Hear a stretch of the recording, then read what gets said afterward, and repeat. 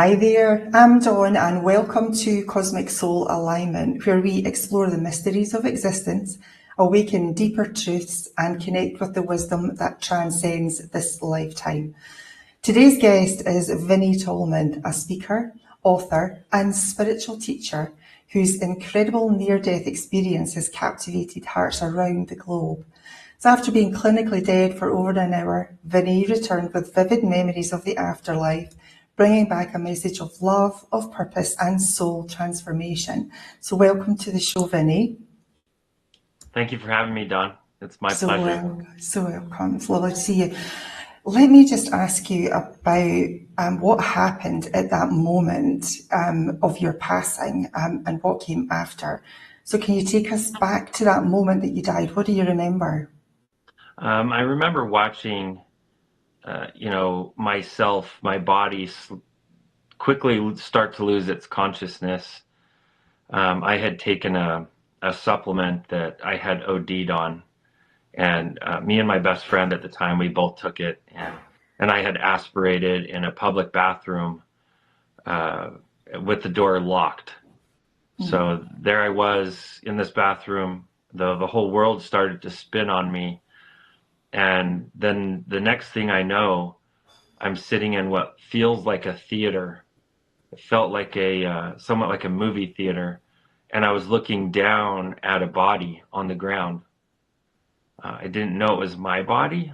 I really didn't. I thought what was me was up here watching this thing. So I, started this journey of figuring out I was dead. It was a good hour though, before I figured out that I was dead. Okay. So it was after that long time they actually realised you were out of your body, yes?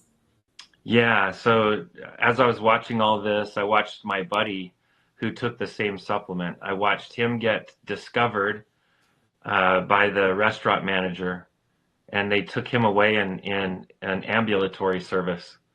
And the next thing I know, I'm just watching people come and go in this restaurant.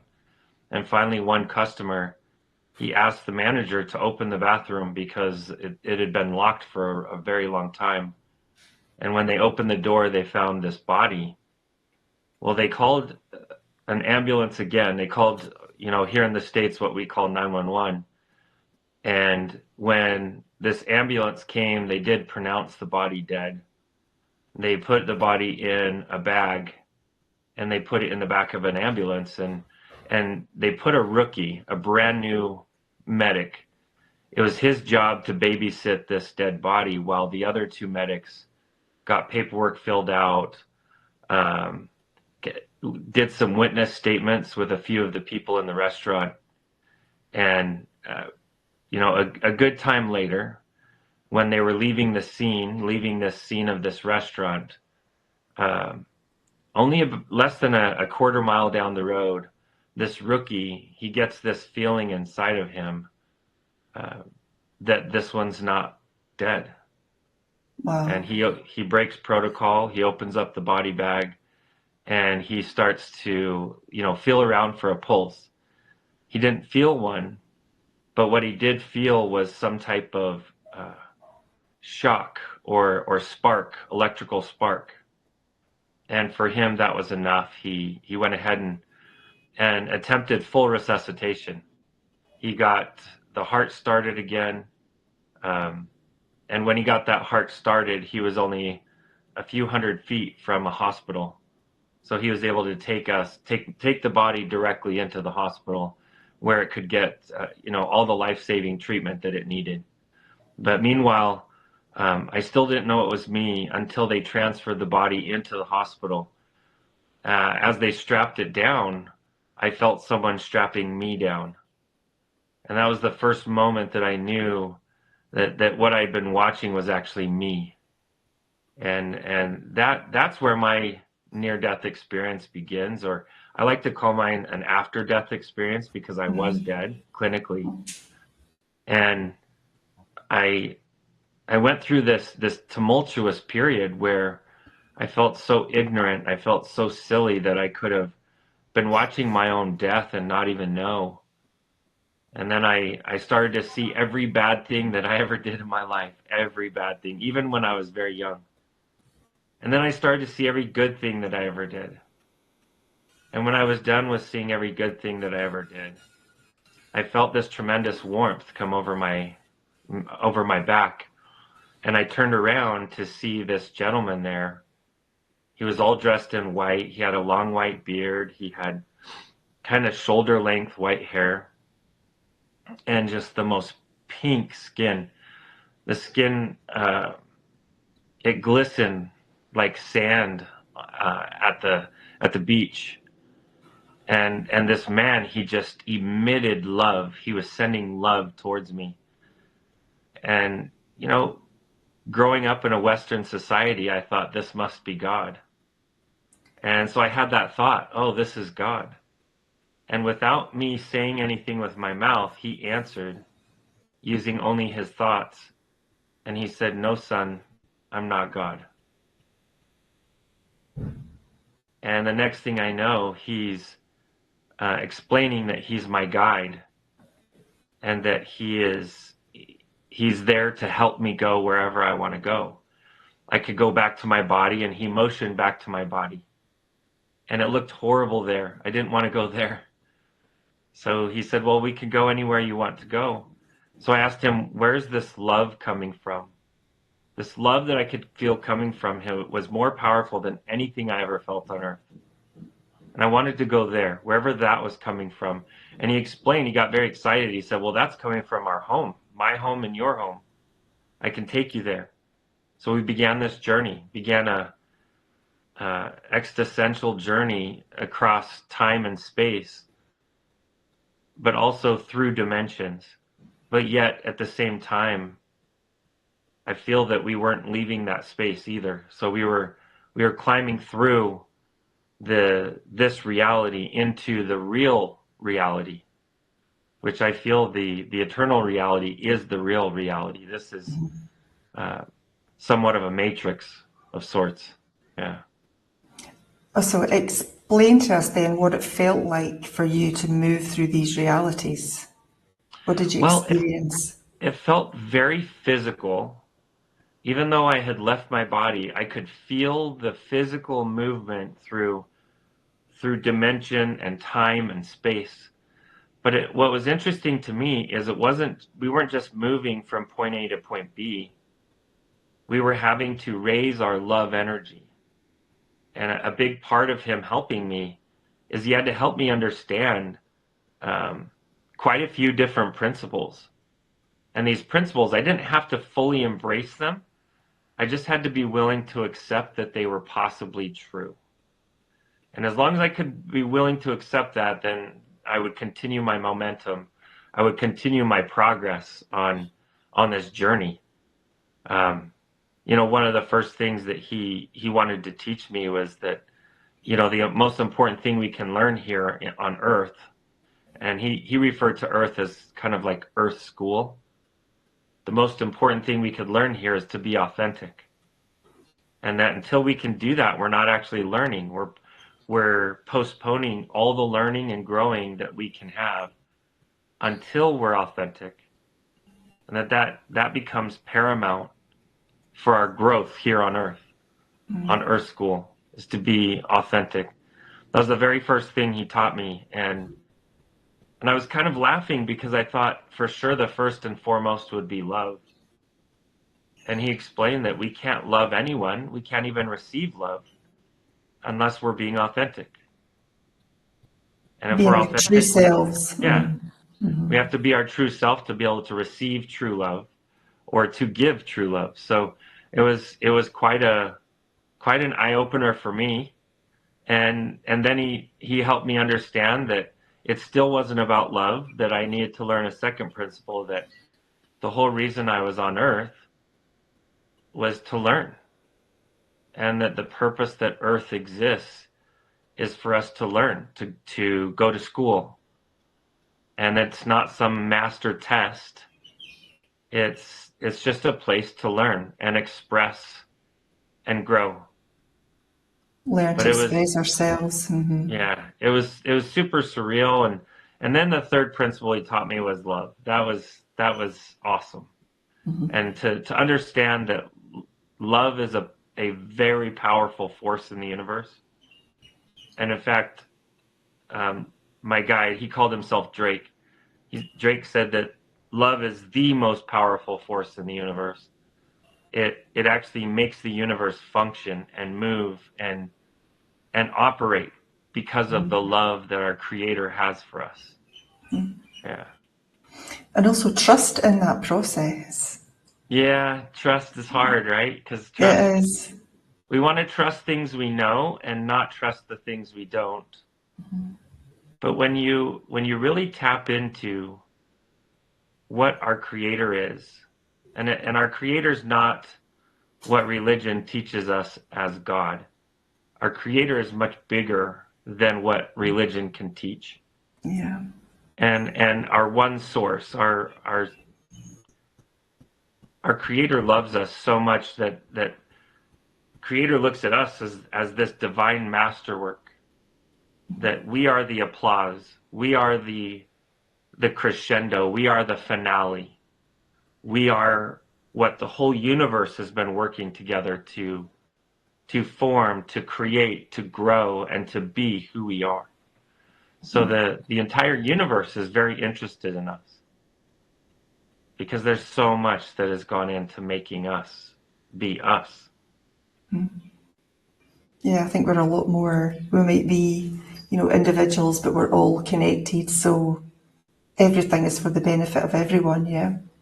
It is, and one of the things that he taught me is, modern day we call it quantum entanglement, but the last thing he taught me before I actually arrived to what I call heaven is he taught me that we're all one, all of us.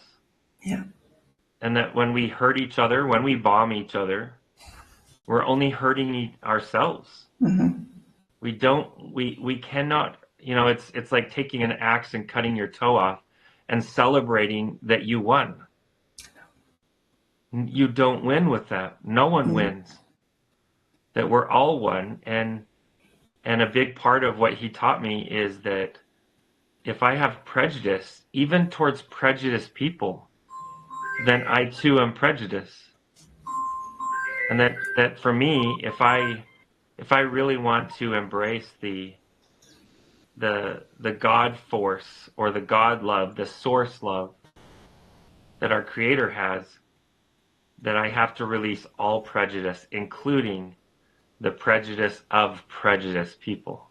Which that's something right there. Because if you split the world into two parties, prejudice and non-prejudice, but you take those non-prejudice and you ask, well, are you prejudiced to prejudiced people? Now you get 90% of them joining the prejudice. So now we're looking at 90% or 95% of the world either being prejudiced or being prejudiced towards prejudice. Yeah. It's a That's one little brain to wrap buster. your head around. Yeah. Yeah, absolutely. And what about, judgment? Did you feel judged at all? So the only judgment I felt was from me. It truly was from me. Now, this one bothers a lot of religious people, and I love all people. I truly love all people, and I respect and love their right to have their opinions, their beliefs, their religions. But I want you to know that there's a very strong consensus of majority of people who have died and had this experience that I've had. We all know there is an unconditional love for all of us. And that our Creator's not pulling out some clipboard and checking off things if we did things or didn't do things. If there is any of that, it's us doing it to ourselves. Agreed. And if there's any bottleneck in getting to heaven, it's our prejudice towards other people, because that will be the bottleneck that we won't allow ourselves to go through. Yeah, I understand that completely. Let me ask you, at that time, did you experience any fear at all? Or was it just a peaceful feeling you had? just in the very beginning. So just as I was realizing that I died, and before I had met Drake, my guide, I did feel a lot of fear. In fact, I felt like this smothering darkness come over me. It was physical. So the fear, but it was all coming from me. Mm-hmm. I know it was coming from me. It was coming from my own shadow. And since my experience, I've done more than 20 years of research and study on the shadow, on trauma, on how we can release shadow and trauma, how we can lovingly embrace shadow to heal it with the light. Mm-hmm. And it was the shadow side of me that I was feeling. It was definitely not God, though. That Yeah. was all me. It was all ego human. Yeah. Ego and God, two parts. Yeah, exactly. Top of the ladder, bottom of the ladder. Yeah, yeah. I understand what you say there when you said it was like a physical fear that you were feeling, because I have out of body experiences and I know it's not a physical thing, but I can only explain that I feel things as a physical being. I feel the goosebumps all over my body. I feel like a fluttering. I hear something in my ears, but I know I've not got physical ears. So it's all very interesting to me, this whole thing, because that's the only way I can describe it, as feelings of the physical body. So, and I know that fear grabs the physical body because of the ego. I don't think it's anything to do with the unconditional love side. It's definitely all us. I'm 100% with you what you were saying. Can I ask you about the life review that you were having then? You said that Hmm. you were shown the good things and that you were shown the bad things. How did you feel at that time? So first I was shown all the bad things I ever did. And I was surprised. I saw things that I did when I was 4 years old. I saw things, I have a brother that's only 2 years younger than me, and he was highly favored by my father. So I would wait until my father wasn't around, and then I would give him turmoil as like a payback because he was so loved by my father. Oh. And I saw some of those moments. I did. I saw every time that I did something with the purpose of harm or maybe just naughtiness. But I also saw other times where I wasn't trying to do anything harmful, but the words that came out of my mouth became harmful for someone else. Or the Okay. way that I treated them and they loved me and I didn't know that they loved me. That actually happened a lot and I had no idea. And so that was a big eye opener. And then as soon as I finally got to the end of that dusty road, that sad place of all the harm I ever did, I then started to feel this warmth overtake me. And that warmth flooded me with all the good that I ever did. And I wouldn't say I was a good person when I died. I would say I was pretty average. I did some really good things. I went and served a service mission and I did a lot of good stuff in Southeast Asia for people. But I was no saint. I was a druggie. I was a bodybuilder. I was an alcoholic. I had a lot of problems, but yet there was a lot of good that I did. Even sometimes when I was inebriated, I was still doing good things because I cared about people. And so I got to see all of the good that I ever did. And I got to see that even sometimes angels were working with me, spirits were working with me, and I had no idea. But I finally got to the end of my life review where I saw everything bad, I saw everything good, and I had this strong knowledge that there was far more good than there was bad. So when you say that you were shown all the bad things that you did, and then you started to see the good things and you were overcome with this warmth, Hmm. how would you, because intuitively I'm getting that this is forgiveness, how would you describe that? Absolutely. It's Same almost thing. like heaven is an attorney for you. They're going to make you face your shadow, make you face your darkness, but at the same right, they're going to remind you of your light. They're going to show you everywhere you did good. Even when you didn't know you were. I would say that majority of us are very good souls inside.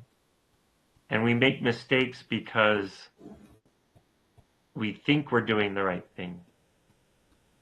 There's very few of us that outright do wrongful things, not in the beginning. But after we become a victim, then we feel better and we feel okay about doing wrong things to people. You know, the saying that hurt people, it's very true. The predators of today were the victims of yesterday. And the victims of today, if they're not given love and healing, they will be the predators of tomorrow. Yeah, absolutely. It opens my eyes, I mean, over the last few years with the work that I've been doing, don't judge people because you don't know where they're coming from. You don't know what they've been through. You don't know what they've experienced. And if they're angry people or aggressive people, then they've experienced that growing up. So it's not that it's their fault. It's something they've experienced and something that needs to be addressed. But I don't ever respond to it with unkindness or, responding with the anger that I'm getting. Never. It's made a big difference in my life, understanding that we are connected to everything. So if we're angry at someone else, we're really angry at ourselves. We are. And and it's very true what you said earlier, but the way I word it is that it's like, drinking the poison yourself and expecting somebody else to die. We're It all doesn't harming work. ourselves. Yeah, we're only harming ourselves. And you know what's really amazing about that is, in my work of working one-on-one with a few thousand people each year, I've been told many times by spirit, don't judge them until you've lived their life. Yeah, exactly. And I don't live their life, so I can't judge them. I cannot judge anyone.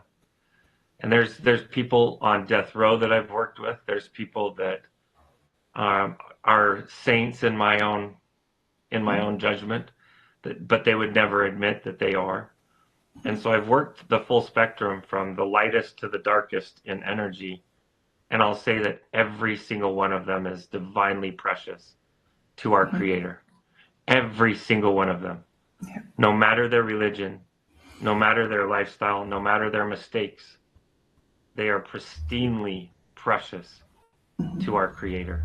Yeah, everyone is equal and is important. Yeah, absolutely. Okay. So if I was to ask you if there was one main lesson, excuse me, that you think we're all, and I know you've talked about a couple of them there, but what would be the main one that you think we're all here to learn? Well, we're here to use our power of creation, and that's our thoughts.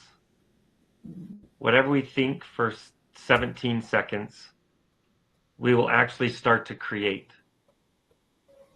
And if we're thinking a lot more than 17 seconds about something, we are not just creating it, we're attracting it, we're gravitating it towards us.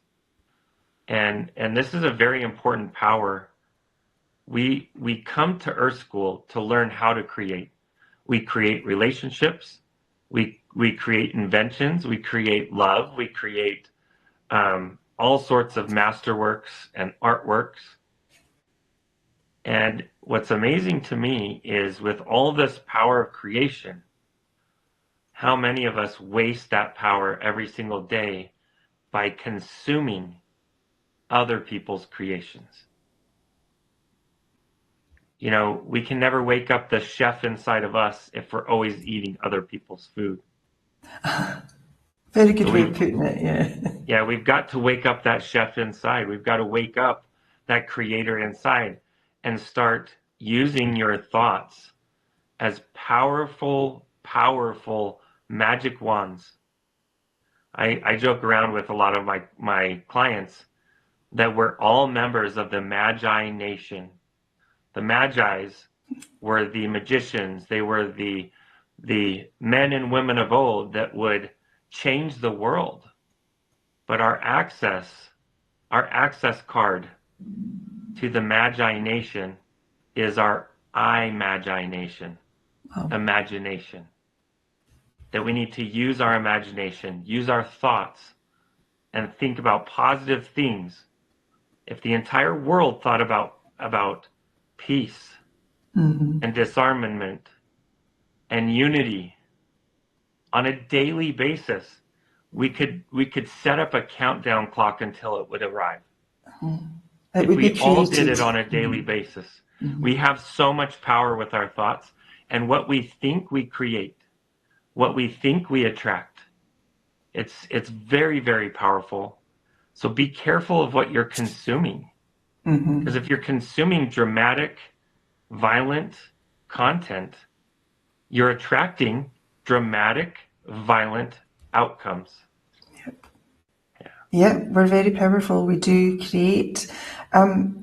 I want to go back to the 17 seconds. You were talking about when you think something for 17 seconds. Where does the 17 seconds come from? So I forget the study, but there was a study with, it started first with Olympic athletes. And the doctor who was running the study was running it during the 80s.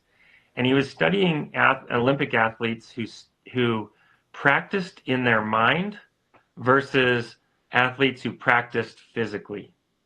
And so this doctor, in fact, he was a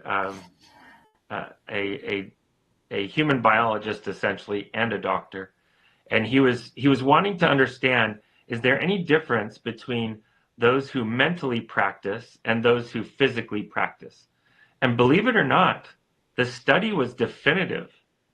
They were getting about 20% higher results on those who practiced mentally, and they visualized success in their mind with less physical practice. And so the hybrid model in some of your most successful industries with physical performance, they put an emphasis on mentally allowing yourself to see your success long before it happens. And so we have this window of 17 seconds.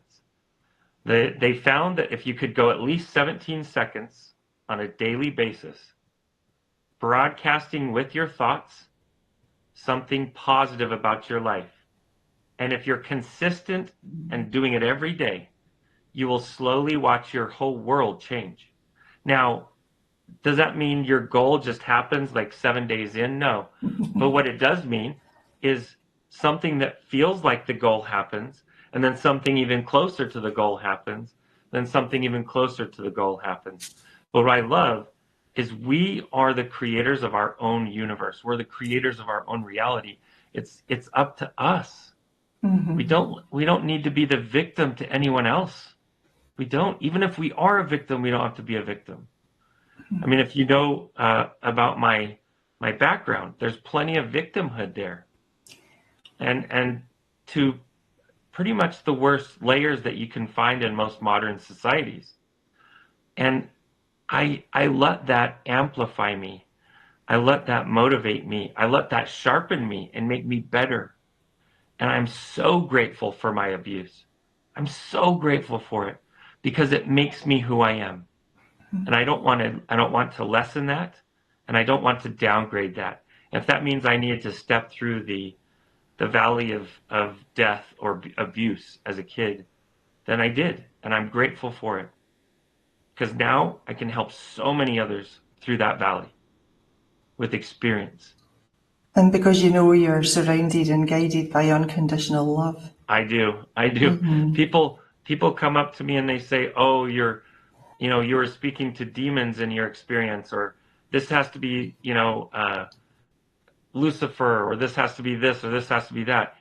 And I tell them this: once you've walked a mile in my shoes, there's nothing in this world that can convince me anything away from the love that I felt in heaven. And it's not just me. Almost every single person who has had an experience like mine feels the exact same way. There is no debate. There's no challenge. There is a love there that is so strong that I could live another 1,000,000 years and it will not change my mind. That love is so strong and so unconditional, no matter what mistakes I've made. Yeah, without judgment. And do you believe then that we can access that unconditional love here in this life, in this I do. physicality?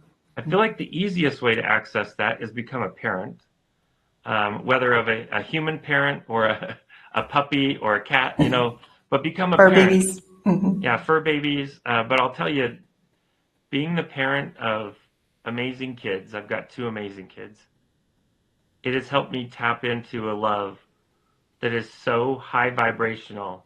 It's so close to the love I felt in heaven. It is still far away from that love, but it is so close. It's the closest thing you can find here on earth. It is. Okay. Yeah, I totally agree. I think now is a good time. We're going to take a quick break. So we will be back just in a minute or so stay with us.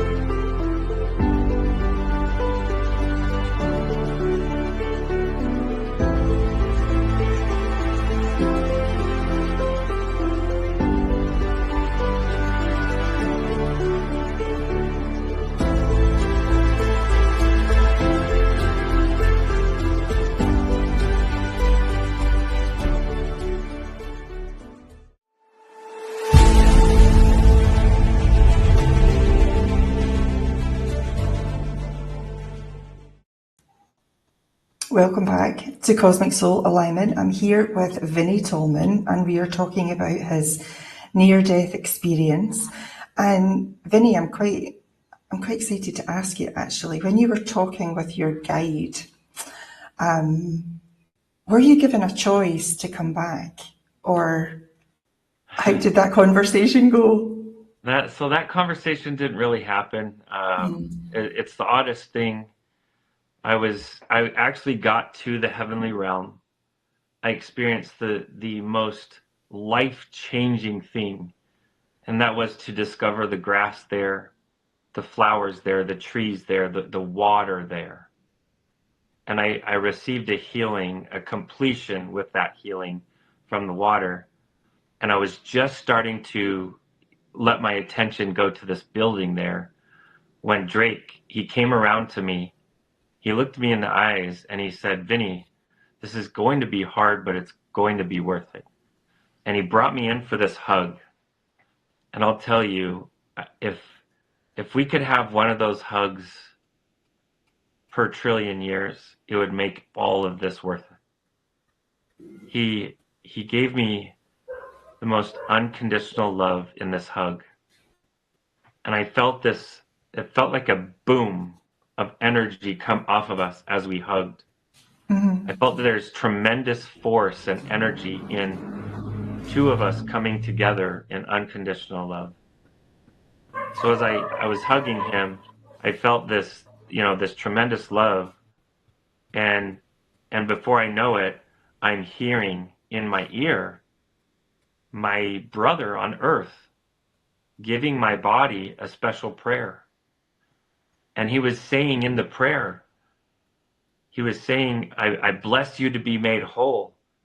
I bless you to come back to your body. What I didn't know is I had been brain dead for 3 days. I was in a coma. I was in the hospital. And this was the third night. My brother, he was beside himself. And he just kept thinking, how am I going to tell my mother that her son is gone? And he used that love of our mom and the desire to protect her from what all of this was. And he said this very special prayer over me. And the next thing I know, I wake up at 1:11 in the morning. I just wake up. I pulled every sensor off of me. I had tubes coming in out of my throat. I had catheters coming out of me. I had all sorts of IVs and sensors on my head. I pulled everything off. And I just stood there naked for a moment. And then I realized I was naked, so I needed to grab a little gown and put it on. But I wrapped this gown around my middle section, and I took off walking towards an elevator. But here's the weird part. I knew right where the elevator was. I didn't even need to look around. I knew right where the elevator was. So I was headed right for the elevator. I knew I was on the 3rd floor, and I don't know how I knew that either. But I knew I just needed to get downstairs and leave. And while I'm sitting there pushing the elevator button, I hear the loudest scream. And it was one of the nurses. She was checking in, and she saw that I wasn't there. She thought someone stole the body. Goodness. And I went back. I felt bad. I didn't want them to get in trouble. So I went back. And for the next 24 hours, almost 30 hours, I didn't remember my experience yet. It wasn't until the night after that my sister, she asked me if I had an experience. And in my brain, I formed the words no. But what came out of my mouth was, yes, I have a guide. His name's Drake. I met him. He showed me heaven. And I started to go off telling her. And I just started to weep. And back then, I didn't cry in public. I'm better about it now. I'm more open about it now. But back then, that was a major sign of weakness I would not allow, ever. If there was any tears, I would hide them about anything. But I was just weeping like a little child in front of my sister as I tried to express what was my experience. But I didn't understand it because I wasn't remembering the experience before she asked me. But I was remembering it from the second she asked me if I had it. Well, months later, I was seeing a mental health professional. And he had some prescriptions written out for me. Some antipsychotics, a sedative type product, and one other product. While he's writing out these prescriptions, I had a very, very strong woman come into the room and say to me that she was his grandmother and that I should not take these prescriptions until I deliver a message to him. So I did. I delivered this message to him. It freaked him out. It scared him very badly. He kicked me out of his office and he sent me packing. About 15, 20 minutes later, I get a phone call on my cell phone, and it's him. And he says directly to me, he goes, Vinney, whatever happened to you, I have no explanation. Whatever you're tapping into, it's 100% real and authentic. He says that not even my own wife knew what you told me. He said he had put those experiences behind some type of wall of subconscious in himself, that he didn't even remember it until I brought it up. Kind of the same way that my sister had helped me access a memory about my experience. So it really helped me to see that this is something that can be possible.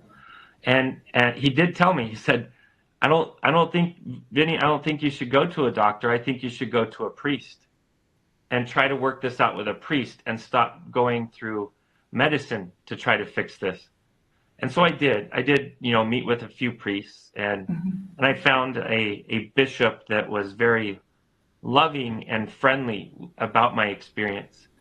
Even though every time I would share anything, he'd shake his head and he'd just say, "Well, I don't know, but if that works for you, then that works for you." And it was about 5 months after all that. So it was 6 months after my experience. I was in a little town in Wyoming, and I was watching a historical presentation, a play. And they were showing some of the first leaders in the city, that little town of Wyoming. And up comes a picture of Drake. And I was floored. I didn't, but here's the weird part. It didn't say his name was Drake. It said his name was Charles. But I recognized the last name. It was the same last name as my grandmother, her maiden name. So I went straight from this little school, this little high school, and I went straight to my grandmother's house, and I asked her, I said, "Grandmother, tell me about this Charles Kazare. Tell me about him." And her response was, "You mean great grandpa Drake?" And that was it. I lost it again. I started weeping, and I started to know my guide's real name, his full name. And I also had access through my grandmother's records to read all about him. She had so many records on him. And it didn't make sense why she had so many. She didn't have that many records on anyone else, but him, she had a whole folder, very thick folder of records and special prayers and blessings that he got. And, I got to know Drake on the world side, and I still work with Drake every single day. He's one of my guides. Sometimes that freaks people out, but hey, it works for me, and it helps me do what I do for a living. I actually help people access their own spiritual team, their own spiritual guidance, because we all have them. We all do. So that's the long and short of it. I don't think anyone can, argue with that validation for you. No. That's incredible. That's absolutely incredible. Let me take you back just a little bit, where you said that you were brain dead in the hospital. What was it, for 3 days? For 3 For full days. 3. So, and then you magically came back to life, and there was no brain damage at all. Well, non-detectable. Some might argue that, but non-detectable. Yeah. I am a different person though.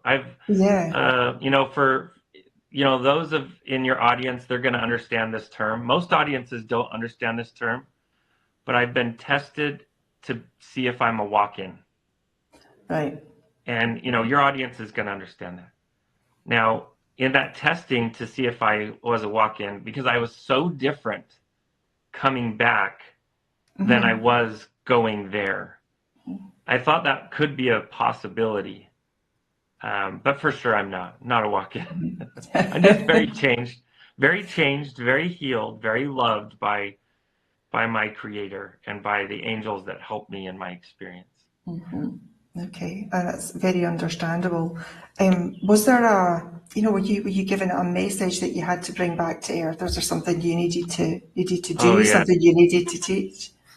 So, when they were bringing me back to my body, and when I say they, it took a whole team of angels and souls and kind of guides to bring me from the heaven space. It's much easier to bring someone from a low space and lift them with love, right? Yeah. But to lovingly downgrade, that is hard. That's very hard to do. And so it takes a lot of very skilled angels to do this. So as they were doing that for me to bring me back to my body, I'm nosy, I'll admit, especially back then. I was trying to see what time looked like. I was trying to see what was in our future. I was trying to see what was in our past. And it looked like the same space, by the way. Mm-hmm. If I looked far enough into our future, I saw our past. When I looked far enough into our past, I saw our future. Future. And as I was doing that, I saw that I would be building heaven on earth, that I would be building these sanctuaries and these healing centers to help people through cancers, through trauma, through emotional illnesses, and not just physical illnesses, but both. I would sometimes argue with some people that 99% of all of our illnesses are emotionally based. And if you can get in there and you can access the emotion, the body sorts itself out very Mm-hmm. quickly, and it lets go. It lets go of uh, the malady or the symptoms or the problem. Yeah. And so I know that was something that was somewhat prophesied in my vision because I saw it. I know it exists. I thought it was going to be a lot sooner. Here I am, 23 years later, and 22 years later, and it still is not built, but we are looking for the land right now. So Yeah, we God's are moving. going to be building that very soon in the near future. And I also saw that there is a forgetfulness in all of us of who we really are. Yeah. And that if we could understand that the whole universe looks at us as the kings and the queens, because so much work was put into us existing here, that they look at us as the divine masterwork, that there's no greater work than what was put into the universe to make us, to make Earth, and to help us function and to help us succeed. There's never in all of time been a society that goes to the next level while they're in their physical bodies. In all the other universes, they leave the physical body, they go to the next level. But with us, we will be attempting, and we're doing it now, we're attempting this graduation while still in the physical. And that's our destiny. That's why the Right. entire universe is invested in what's going on here.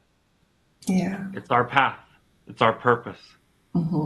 Yeah, I believe we're watched and we're helped at Oh, every yeah, turn. I believe, yeah. absolutely we are. So, did you want to come back? No, I didn't want to come No. back at all.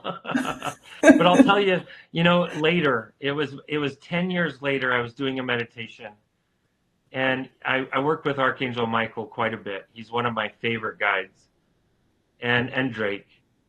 And what this specific meditation, I was working with Michael, and I asked, who was it that made that executive decision to send me back? And he helped me see that, heaven has documents the same way that earth has documents, but it's more of an energetic document. And he said if I wanted to, I could go see the signature on my energetic document that forced me back to my body. And I felt, oh great, I can't wait to give this guy a piece of my mind. Why did he do this? He should have let me come back, or he should have let me stay. And I get to this document, I see my own name there. But I knew at a conscious level I didn't want to come back. But at some higher consciousness of myself, I had already agreed before I left Earth that I would come back. And it was part of my soul plan. It was. Yeah. Your I soul feel that contract, yeah. I feel that most of us that have come back after having an experience, it's to help remind all of the rest of us of who we really are, where we truly come from, and where we're going next. Yeah. So we've only got 2 or 3 minutes left. So let me ask you then, what do you hope that others take away from your story today? Know that you're loved. Even if you don't feel loved, know that you are. Know that when you walk outside and you feel the sun touch your skin, that's love. That's the sun loving you. And yes, you can get too much love, so don't don't get burnt in the sun, but appreciate the love where it comes to you. When you go out and you breathe the fresh air, that's love. When you put your feet in the ocean, that's love. When you recognize that it's a miracle, a true miracle, that your heart beats on its own, that your body functions by itself, that is love. And if you can start there, you can start a gratitude path where you are grateful for all that you have. Wonderful message. And it's been a lovely conversation. I was really excited to talk to you about it, actually. I love hearing about all these things, above the veil, out of physicality. Yeah, That's my passion. So I want to say thank you for sharing this extraordinary journey with us. Your story is a powerful reminder that love is the core of our existence, yeah, and that yeah. we're all here with purpose, even when we forget. So thank you for coming on and talking to me. I'm really grateful. And to our viewers, may this conversation open your heart and expand your perspective and help you remember who you truly are. So until next time, keep aligning your soul and take care of yourself. Much love to you all. Thank you, Vinney. Much love, everyone.